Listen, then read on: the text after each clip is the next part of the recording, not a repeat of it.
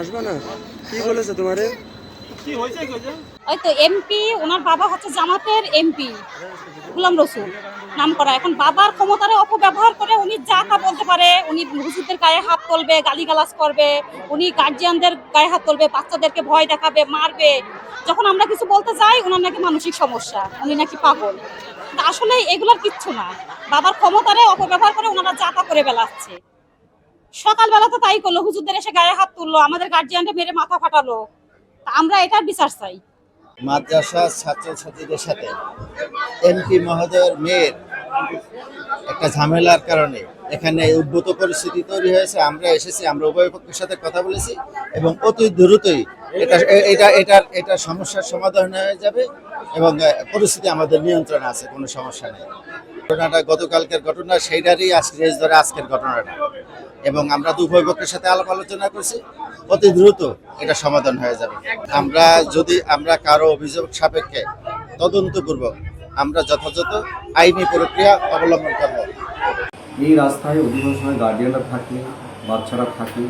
গতকাল সন্ধ্যার দিকে আমার মেয়ে এটা নিয়ে তাদের সাথে একটু কথা বলার পরে বাগদানটা হয় এবং আমার মেয়েকে তারা মারে। এরপরে আমার মেয়ে সেখানে যাক, আমার স্ত্রীও ছিল আসলে স্বামী দিনা, সেও সেখানে নিগৃহীত হয়েছিল।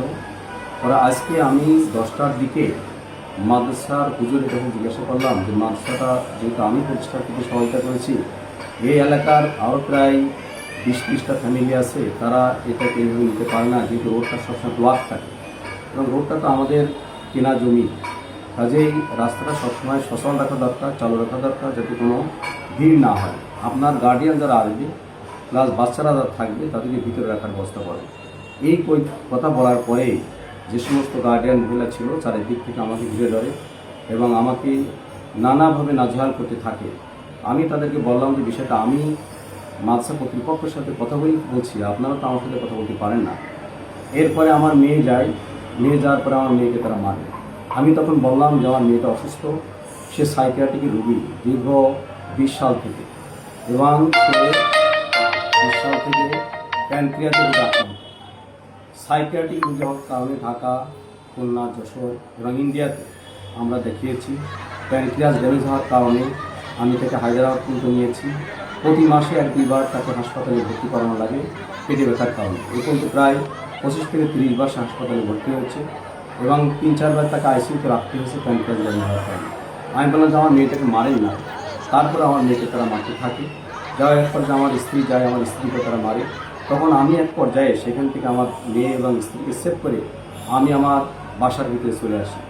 এরপরে তারা এলাকার যারা উশৃঙ্খল যুবক তাদেরকে খবর দিয়ে এসে আমার বাসা ভাঙচুর করেছে, আমার গেট ভাঙচুর করেছে, বাসার বিভিন্ন গ্লাস ভাঙচুর করেছে, অকথ্য ভাষায় তারা গালিগালাজ করেছে। তারপরেও আমি বলতে চাই এলাকার জনগণকে যে আমি সহনশীল পরিবেশ বজায় রাখতে চাই, সবার সাথে সহযোগিতা করে বসবাস করতে চাই। আমার কারোর সাথে কোনো ক্ষোভ নাই, কারোর সাথে আমার কোনো রাগ নাই। আমি দীর্ঘ 16 সাল থেকে এখানে বাড়ি করে বসবাস করছি। এলাকার কোনো মানুষ আমার আচরণে কেউ কখনো আমার মনে বলতে পারবে না যে কারো আমি ক্ষতি করেছি। আমি এলাকার মানুষকে সবসময় সহযোগিতাই করি। কাজে আমি এই ঘটনা অত্যন্ত দুঃখিত এবং মর্মাহত। আমি আবারও জনগণকে বলছি যে আমি যদি কোনো ভুল করে থাকি তার জন্য আমি ক্ষমা প্রার্থী, কিন্তু একটি ছোট্ট ঘটনাকে কেন্দ্র করে এইভাবে এলাকার পরিবেশটা নষ্ট করা এটা মনে আপনাদের জন্য ঠিক হবে না। আপনারা শান্ত হন, এলাকার মাদ্রাসার পরিবেশও ভালো করার জন্য কর্তৃপক্ষের সাথে আমি কথা বলবো।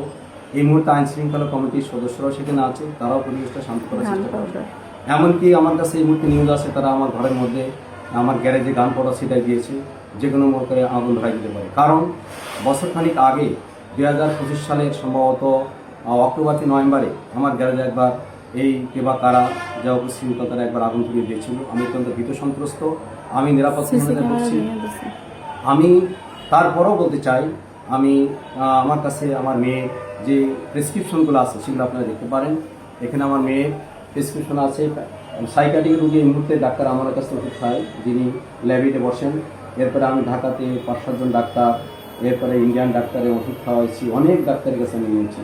এবারে এখানে তার যে আমরা ব্যাঙ্গালোরে নিয়েছিলাম, এটা প্যানক্রিয়াটাইটিসের জাহাঙ্গীর স্যারের বর্তমানে যে অ্যাকিউট অ্যাটাক হয়েছে সেটা আমার হাতে ক্যানুলা করা এখন। হ্যাঁ, তার হাতে ক্যানুলা করা আছে। সে হাসপাতালে সিট পায়নি, ভর্তি হতে সাহস পাচ্ছে না। ক্যানোলা করে তার আজ 2 দিন ধরে বাসায় বসে সে অ্যান্টিবায়োটিক ইনজেকশন সে নিচ্ছে। এত অসুস্থ, সে চলতে পারছে না, কোনো কিছু খাওয়া দাওয়া করতে পারে না। আমি এটা তার রিপোর্ট, বলেছিলাম, প্যানক্রিয়াস ড্যামেজের রিপোর্ট। মানে ইন্ডিয়ান হাসপাতালে সে এটা করে, ইন্ডিয়ান হাসপাতালে যে ওটা ওয়েবসাইটে আমাদের কোথায় নিয়ে ওই যে ওখানে রাখে, ইন্ডিয়ান হাসপাতালের প্রেসক্রিপশন আমাদের কাছে আছে। এআইজিটা, এআইজি এই হাসপাতাল, যে এটা ইন্ডিয়ান হায়দ্রাবাদের এআইজি হাসপাতালে তাকে দেখানো হয়েছিল, সে প্রেসক্রিপশন আছে, সেখানে সাইকিয়াট্রিক রোগী ডাক্তারও দেখেছিল, প্যানক্রিয়াস ডাক্তারও দেখছিল।